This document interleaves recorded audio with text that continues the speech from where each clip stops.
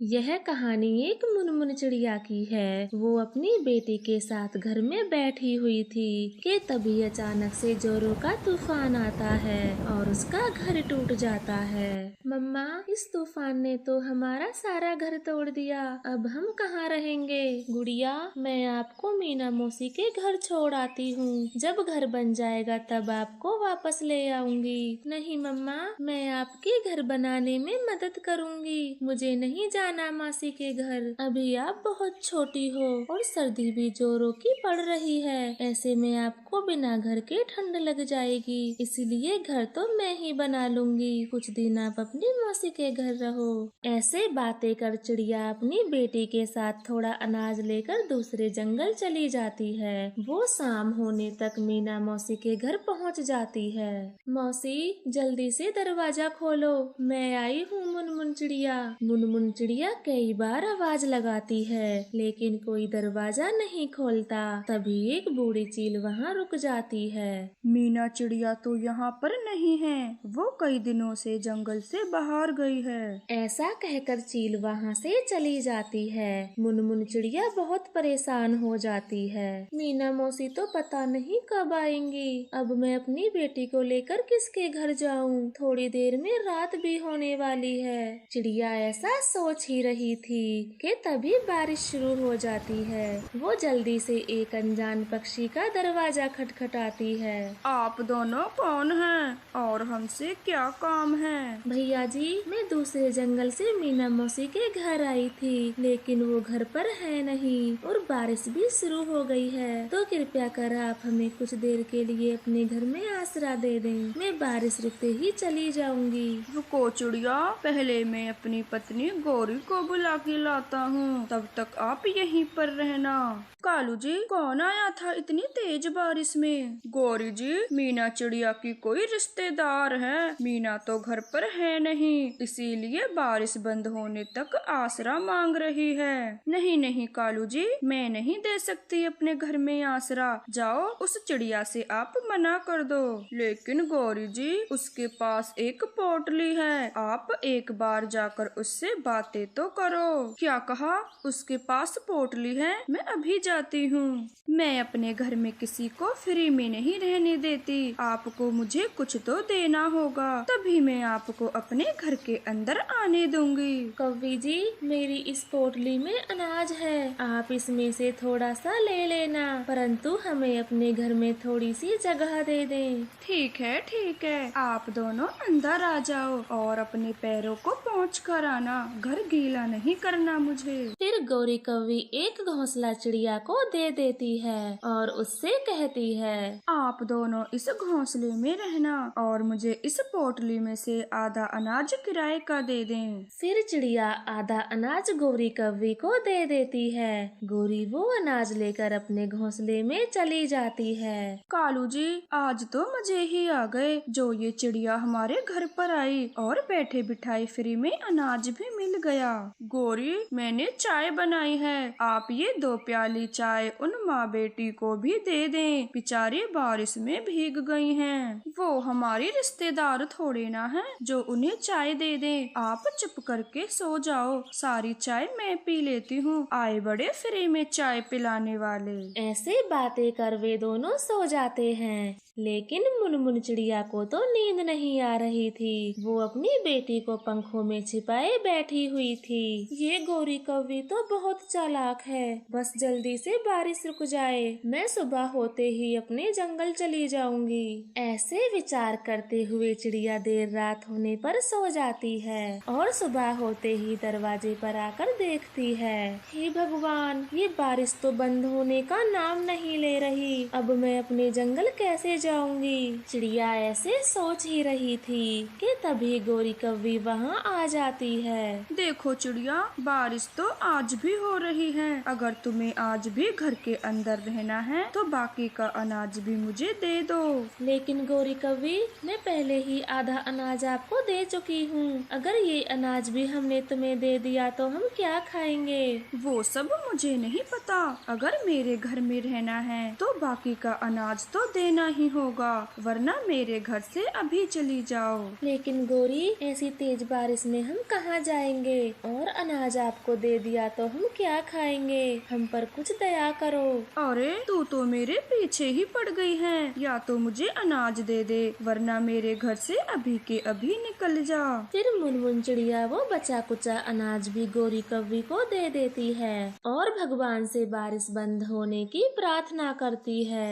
हे भगवान, इस बारिश को बंद कर दो, हमें अपने जंगल जाना है। चिड़िया ऐसे सोचते हुए सो जाती है और सुबह होते ही दरवाजे पर आती है, लेकिन बारिश तो रुकने का नाम नहीं ले रही थी। तभी गौरी कव्वी उसकी बेटी को दरवाजे पर ले आती है। तुम्हारे पास मुझे देने के लिए अब कुछ भी नहीं है, इसीलिए अब अपनी बेटी को लेकर मेरे घर से चली जाओ। आपने हमारा सारा अनाज तो ले लिया, कृपया कर हमें बारिश रुकने तक घर में रहने दे। ऐसी बारिश में हम कहाँ जाएंगे? मेरा घर कोई धर्मशाला तो है नहीं, मेरी ओर से तो तुम कहीं भी जाओ। ऐसा कहकर गौरी कव्वी अपने घर का दरवाजा बंद कर लेती है। चिड़िया अपनी बेटी को पंखों में छिपाए बारिश में भीग रही थी। मम्मा, अब हम कहाँ जाएंगे? मुझे बहुत ठंड लग रही है और ये पानी कितना ठंडा है। चलो मेरी बेटी, हम किसी और पक्षी के घर मदद मांगते हैं। फिर वे दोनों वहाँ से चली जाती हैं। तभी उसे एक घर दिखाई देता है। चिड़िया वहाँ रुक जाती है। वो आवाज लगाने ही वाली थी कि तभी उसकी नजर खिड़की पर पड़ती है। अरे बाप रे,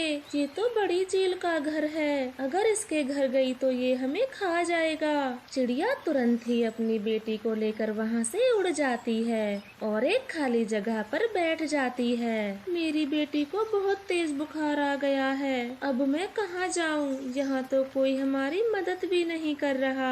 चिड़िया बारिश में बैठी रो रही थी कि तभी वहाँ से टूनी चिड़िया गुजरती है। वो मुनमुन चिड़िया को देखते ही उसके पास चली जाती है। बहन जी, ऐसी बारिश में आप यहाँ क्यों बैठी हो? सर्दी का मौसम है, ऐसे भीगने से आपको ठंड लग जाएगी। चिड़िया बहन, मेरी बेटी को बहुत तेज बुखार है और हमारी कोई मदद नहीं कर रहा, कृपया कर हमारी मदद करो। फिर मुनमुन चिड़िया रोते हुए टूनी को सारी बातें बताती है। टूनी तुरंत ही उन दोनों को अपने घर ले जाती है। बहन जी, आप जल्दी से बच्ची को कंबल से ढक दें, मैं आपके लिए चाय लाती हूँ। फिर टूनी चिड़िया उन दोनों को गरम गरम चाय देती है, लेकिन गुड़िया तो चाय नहीं पी रही थी क्योंकि उसका शरीर बुखार से तप रहा था। बहन जी, बच्ची का बुखार तो बढ़ता ही जा रहा है, मैं अभी बुलबुल डॉक्टर को बुला कर लाती हूँ। ऐसा कहकर टूनी बुलबुल डॉक्टर के घर चली जाती है। बुलबुल दीदी, आप जल्दी से हमारे घर चलें, मेरे घर एक बच्ची को बहुत तेज बुखार है। ठीक है टूनी चिड़िया, मैं अभी अपना मेडिसिन बैग ले लेती हूँ। बुलबुल अपना बैग लेकर जल्दी से टूनी चिड़िया के साथ चली जाती है। इस बच्ची को तो बहुत तेज ठंड लगी है, मैं ये दवाई दे देती हूँ, आप समय पर खिला देना और ठंड से तो खास बचा कर रखना। ठीक है बुलबुल दीदी, आपकी फीस कितनी हुई? टूनी चिड़िया, आप 10 दाने दे दो। बहन जी, आपका बहुत बहुत धन्यवाद जो आपने मेरी इस मुश्किल वक्त में मदद की, वरना मेरी बच्ची तो ठंड से मर ही जाती। नहीं नहीं मुनमुन जी, धन्यवाद कैसा, ये तो हर पक्षी का फर्ज होता है कि मुश्किल समय में एक दूसरे के काम आए। ऐसे ही कुछ दिन बीत जाते हैं और बारिश भी रुक जाती है।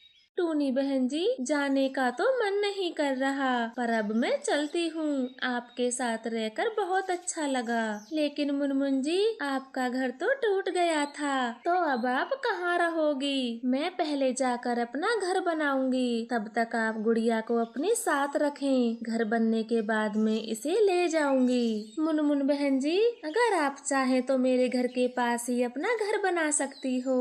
मुनमुन चिड़िया सोच में पड़ जाती है कि तभी उसकी बेटी बोल पड़ती है, मम्मा टूनी आंटी सही कह रही हैं, हमें उस जंगल में नहीं जाना चाहिए। वहाँ तो आए दिन तूफान आते रहते हैं और घर भी कितनी जल्दी टूट जाता है।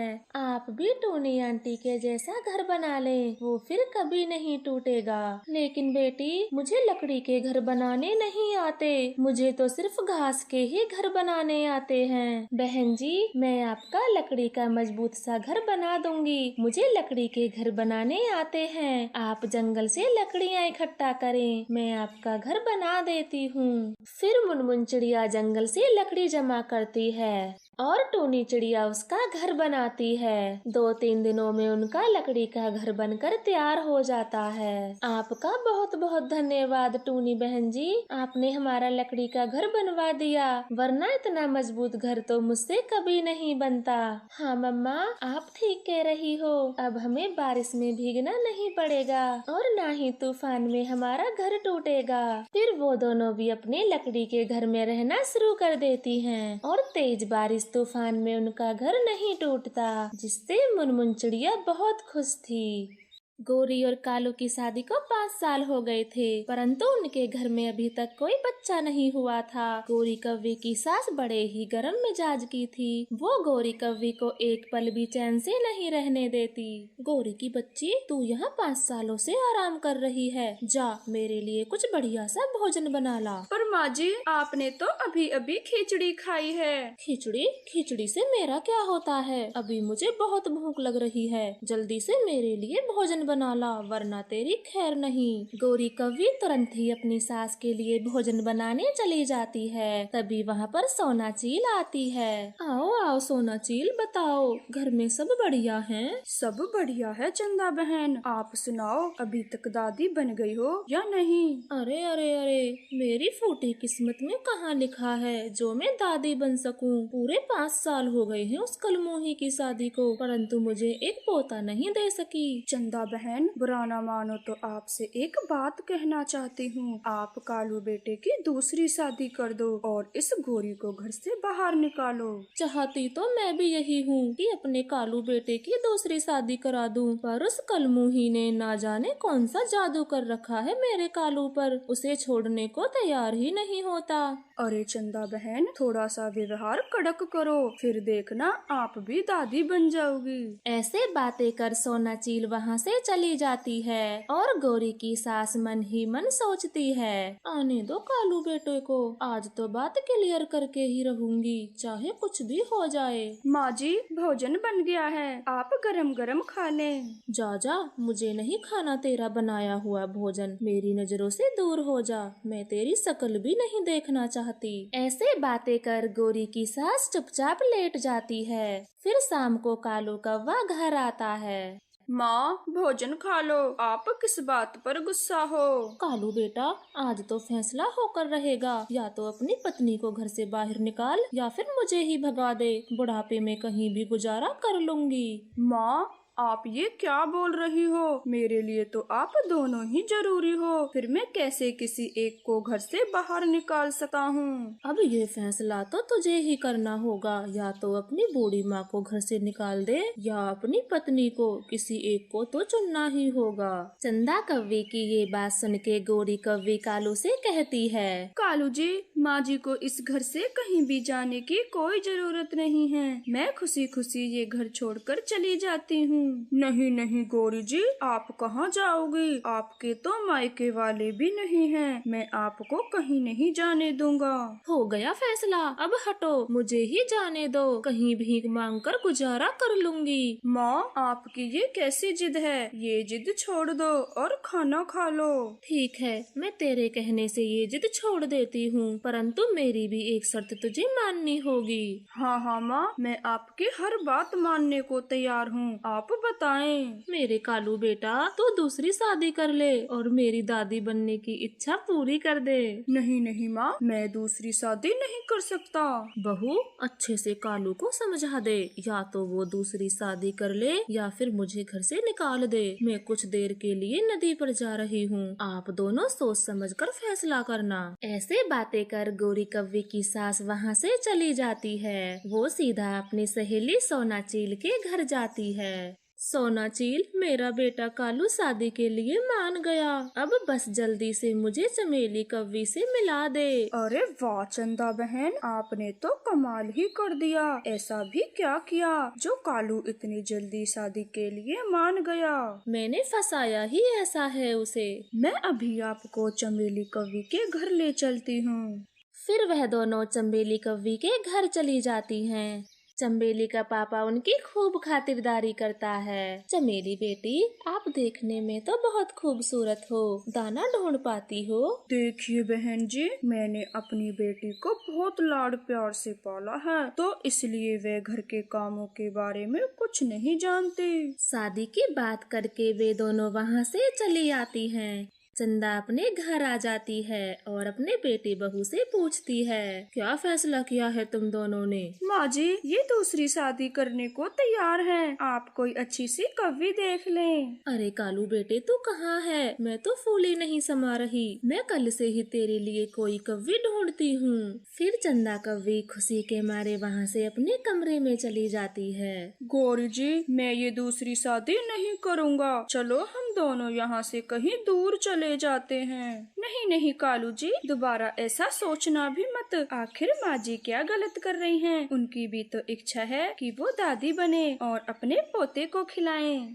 फिर चंदा कव्वी अपने बेटे की दूसरी शादी कर ही देती है और चंबेली कव्वी को अपने घर बहू बनाकर ले आती है। चंदा जी, ये कव्वी कौन है और मुझे घूर क्यों रही है? चंबेली कव्वी की ये बात सुनकर तो सब चौंक जाते हैं और कुछ नहीं बोलते। तभी चंदा कव्वी धीरे से कहती है, चमेली बेटी, ये हमारे घर की नौकरानी है, गौरी कव्वी। तुम्हें किसी भी चीज की जरूरत हो तो गौरी से कहना। चमेली कव्वी, ये कौन सा तरीका है बड़ों का नाम लेके बात करने का? अरे कालू बेटे, चमेली बेटी बहुत भोली है, मैं उसे सब समझा दूंगी। और कालू कौवा अपनी माँ से कहता है, माँ, आपने गौरी जी को नौकरानी क्यों कहा? वो इस घर की नौकरानी नहीं है, वो बहू है आपकी। अरे कालू बेटा, पता है मुझे, गौरी बेटी इस घर की नौकरानी थोड़े ना है, मैं चमेली को आराम से बता दूंगी। फिर उस दिन के बाद गौरी कव्वी नौकर होने का नाटक करती है और रसोई घर में सोती है। ऐसे ही कुछ समय गुजर जाता है।